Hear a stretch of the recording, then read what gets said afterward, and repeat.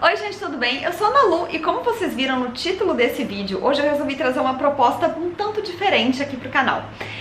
Já tem, né, aí um tempinho, pouco tempo na verdade, que a gente começou a ouvir falar do ChatGPT sem parar. Parece que ele é onipresente nas conversas e nas rotinas, né? Parece que ele tá ajudando os mais diversos nichos de trabalho. E aí ontem, né, eu tava com meu marido e ele tava ali numa conversa com o ChatGPT pensando ali num projeto, e daí eu falei, gente, e se eu pedisse indicações de livros pro ChatGPT? E se eu gravasse um vídeo comentando indicações de livros do ChatGPT? Não sei se vai dar certo, vai que ele me indica muita coisa aleatória, vai que ele me indica uns trem que não existe, não sei. Mas se vocês estão vendo esse vídeo, provavelmente é porque deu minimamente certo. Então eu pensei, não vou pedir pra ele me indicar livros de maneira aleatória, eu vou pedir pelo menos uma categoria um pouquinho mais nichada, e aí se der certo eu vou pensando em outras e vou trazendo. Eu abri ele aqui, e aí eu vou pedir então pra ele indicação de 10 livros escritos por mulher. E aí a gente vai ver o que é que acontece. Eu vou falar o que é que ele indicou, vou falar se eu já li, se eu não li, se eu acho que é uma indicação bacana. E, enfim, vamos ver qual é a dele.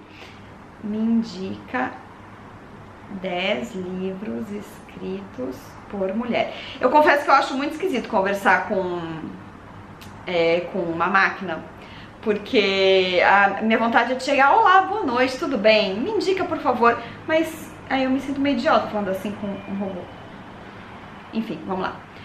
Me indica 10 livros escritos por mulher. E ele já começou muito educado, dizendo, claro, aqui estão 10 livros escritos por mulheres que podem ser interessantes pra você. O primeiro deles, O Diário de Anne Frank. Já começou muito bem o ChatGPT. O Diário de Anne Frank é um livro incrível, né? Um dos poucos livros que eu acredito que devesse ser obrigatório, né? Eu, em geral, não acho que livros são obrigatórios, acho que eles são bem pessoais, assim, mas o Diário de Anne Frank eu acredito que seja. E eu diria mais, eu diria que ele devia ser obrigatório para adolescentes. Eu fico chateada que eu tenha lido esse livro só adulta. Eu acho que teria sido uma experiência incrível lê-lo na escola. Teria sido um trabalho muito interdisciplinar, assim, envolvendo história, língua portuguesa, né, o gênero do diário, o momento histórico, obviamente, que é o que acaba sendo mais importante nisso tudo, mas eu acho que também o fato de adolescer, os turbilhões de sentimentos, né, que a Anne vivia naquela situação, adolescer naquela situação, enfim, eu acho que não só eu, mas muitos adolescentes se beneficiariam muito dessa leitura e aprenderiam muito com ela fazendo na escola. Não sei porquê, não escuto muito falar de pessoas lendo Diário de Anne Frank nas escolas, mas eu acho que seria excelente. E então, ChatGPT começou com uma indicação maravilhosa, concordo plenamente com essa indicação. Vamos à segunda. Orlando, de Virginia Woolf, continuou muito bem nas indicações, agora eu tô suspeitando que ele assiste o canal da Mel. Será o ChatGPT uma versão da Mel? Virginia Woolf, eu confesso que eu li pouco. Eu já li Mrs. Dalloway, foi uma leitura de 2022. Eu li A Viagem há alguns anos e eu confesso que eu acho que eu não absorvi muito dele. Eu entrei numa pira de que eu queria ler A Viagem, mas eu acho que ainda não estava muito preparada para literatura de Virginia.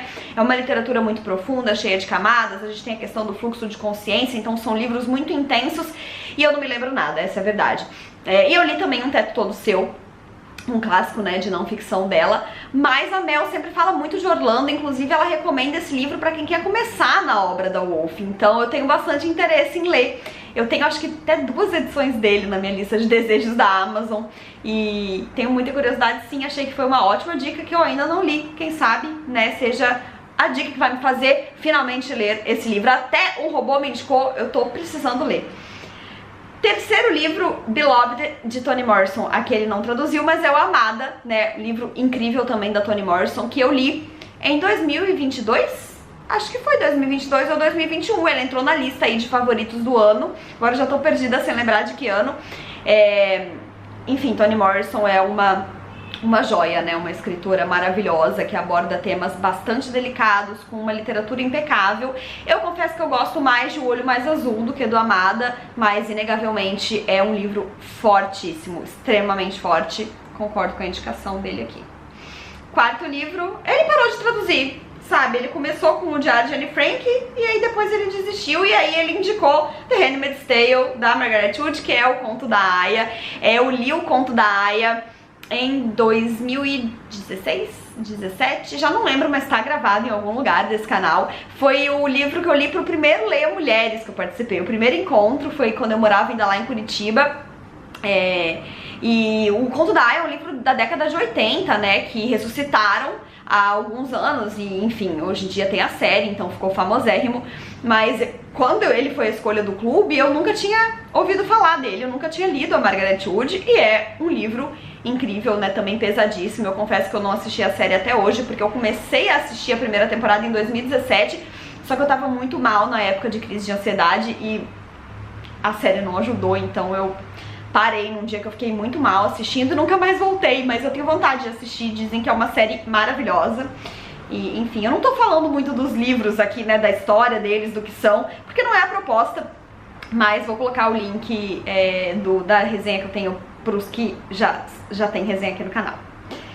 Aí a quinta indicação é A Cor Púrpura, que ele também não traduziu, mas enfim, bom que enquanto isso eu tô me tocando quais são os livros. Da Alice Walker, também uma grande escritora. A Cor Púrpura eu li, já não vou me lembrar o ano também, mas tem resenha aqui no canal. É um livro em que uma moça escreve cartas pra Deus pra falar da sua vida, da situação em que ela vive. É um livro que escancara o problema da desigualdade racial nos Estados Unidos. É um livro extremamente dolorido, ao mesmo tempo que extremamente honesto, de uma maneira muito própria. Ele é muito bem escrito, porque afinal de contas são cartas de uma pessoa que não sabe escrever direito, e eu acho impressionante o quanto a Alice achou o tom pra fazer isso. Claro, né, o que eu li foi uma tradução. Eu sempre falo, quando eu tô elogiando muito a escrita de um autor que não escreve em português, eu tô contando que a tradução foi fiel enfim, só conseguiu perpassar tudo que o autor colocou ali, no caso a autora. Mas gostei demais, é um livro que eu reforço mais uma vez a indicação aqui do robô. E por enquanto, né, de 5 indicações eu já li 4. Tô me saindo bem, hein? Sexta indicação, The Bell Jar, da Sylvia Plath, A Redoma de Vidro.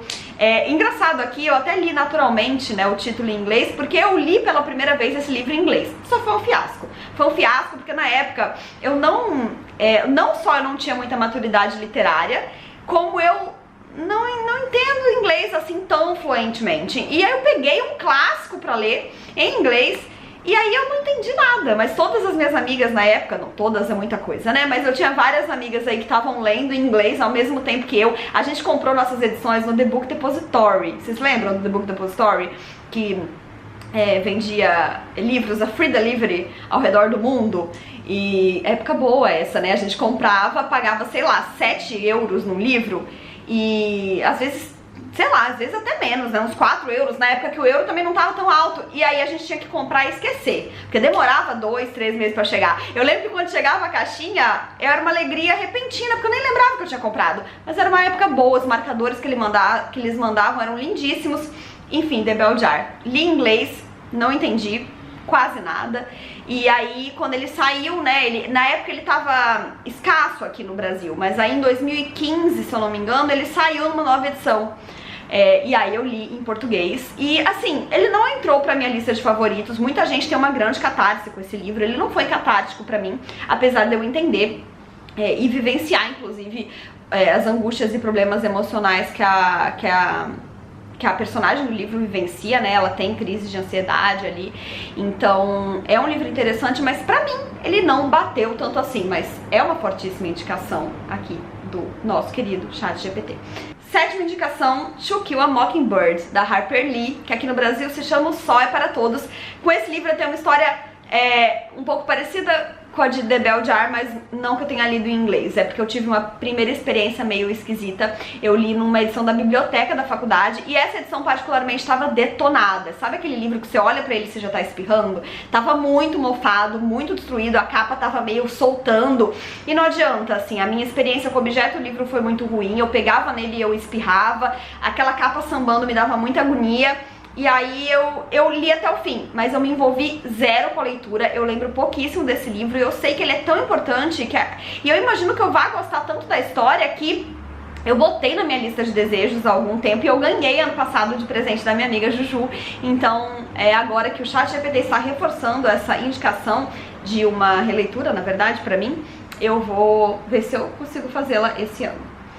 Oitava categoria, Little Women, da Louisa May Alcott. Ele realmente desistiu de traduzir os títulos, mas tudo bem. Little Women eu li em inglês. Mas engraçado, Little Women, acho que talvez até por ser um livro infanto-juvenil, eu achei que a escrita foi leve e eu consegui pegar ele bem mesmo em inglês. Eu li já faz bastante tempo, mas tem resenha pra ele aqui no canal, acho que foi 2017 e...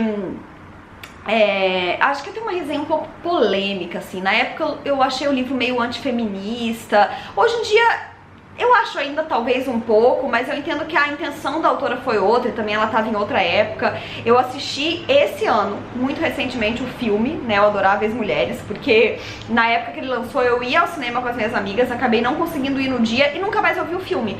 Aí eu assisti recentemente com o Gabriel e eu gostei muito, eu achei leve, eu achei fofo. E eu achei que se saíram muito bem no filme, inclusive em dar uma mudadinha aí no final do livro, que hoje em dia já é um pouco datado por conta da questão da mulher na sociedade, enfim. Mas é um livro que eu gosto bastante de ter lido, apesar de quando eu terminei eu não ter ficado tão satisfeita com ele. Talvez eu releia um dia. Enfim, mais uma boa indicação. Nona categoria, The Joy Luck Club, de Amy Tan. Agora ele me pegou. Ele me pegou porque eu nunca ouvi falar dessa escritora. The Joy Luck Club, eu vou ter que procurar aqui, The Joy Luck Club, Amy Tan em português.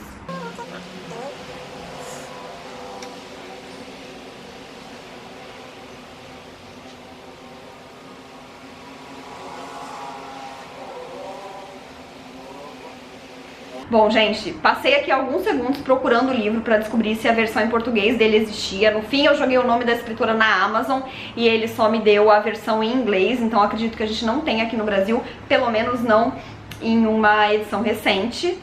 Mas eu li a sinopse aqui e me interessei, só que eu tenho muita preguiça de ler em inglês. Deixa eu colocar, vou ler a sinopse pra vocês, na verdade. Mas ó, 4 mães, 4 filhas, 4 famílias cujas histórias mudam com os 4 ventos dependendo de quem está contando essas histórias. Em 1949, 4 mulheres chinesas imigrantes em São Francisco começam a se encontrar para comer dim-sum, jogar mahjong e conversar. Unidas em perdas e esperanças indescritíveis compartilhadas, elas se autodenominam The Joy Luck Club. Em vez de afundar na tragédia, escolhem se reunir para levantar o ânimo e dinheiro. 40 anos depois, as histórias e a história continuam. Achei muito interessante, muito bonito, parece super o tipo de história que eu gosto. Por favor, editoras, deem uma olhada em Amy Tan. Até o ChatGPT já tá recomendando. Será que além de recomendar pra mim, o ChatGPT tem que começar a fazer listas de recomendação pras editoras? Eu fiquei muito curiosa. E aí, por último, I Know All the Caged Bird Sings, da Maya Angelou, que é o Eu Sei Porque o Pássaro Canta na Gaiola. Esse livro é lindíssimo, é um livro autobiográfico da Maya Angelou, esse outro grande personagem, né, da política, da história e, por que não, também da literatura norte-americana.